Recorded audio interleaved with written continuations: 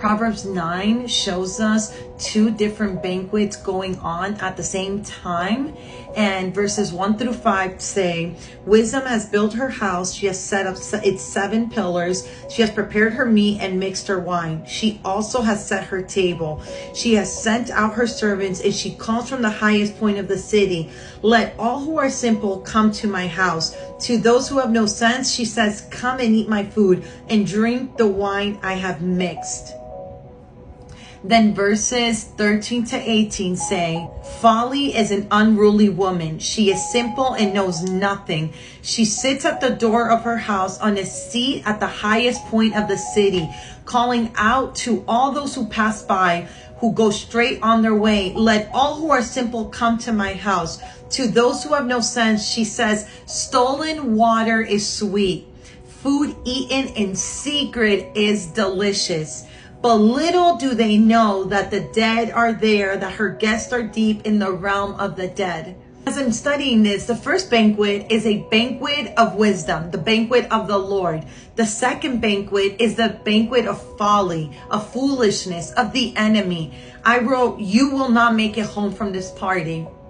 Because though they both sound very similar, both sit at the highest point of the city and both say, come to my house, all who are simple. But the difference between the first banquet and the second banquet is the result. It's what comes out of it. The first banquet leads us to life.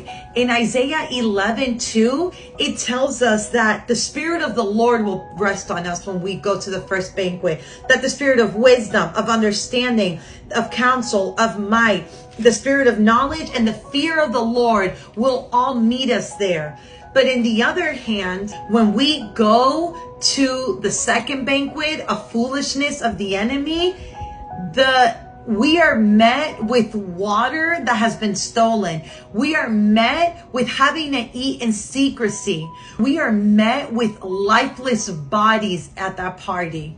This shows us that though they both look good, one is good and one is not. And every time we choose folly over wisdom, even though wisdom requires more out of us, the darkness thickens around us and it silences the voice of the Holy Spirit in our lives. And verse 18 says, but little do they know that the dead are there and that her guests are deep in the realm of the dead.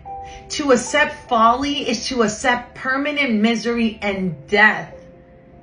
But to accept the banquet of wisdom is to accept a fountain of life. It's to accept the path of righteousness. God is more inclined to move out of our obedience than out of our sacrifice.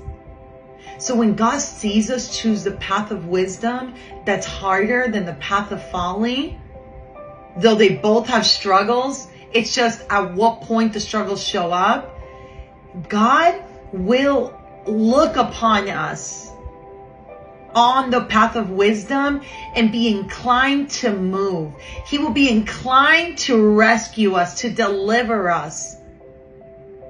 The banquet of the enemy of folly will lead us to never come home, where God has his arms wide open, waiting at the door for us to return.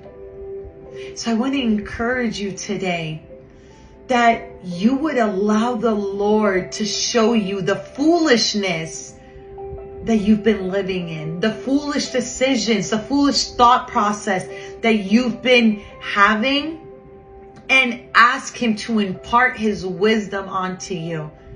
Because at the end of our lives, we will have to give an account for the path that we picked. And God desires with his entire heart for us to be in his kingdom. One more person for Jesus means one more person that's able to be used as a vessel of honor. One more person for Jesus means one more person saved that can have a trickle effect on the generations to come. What banquet are you picking today? The first one or the second one? The choice is yours, but the consequences of either is solely going to be decided by God, who is just in his judgment at the end of our lives.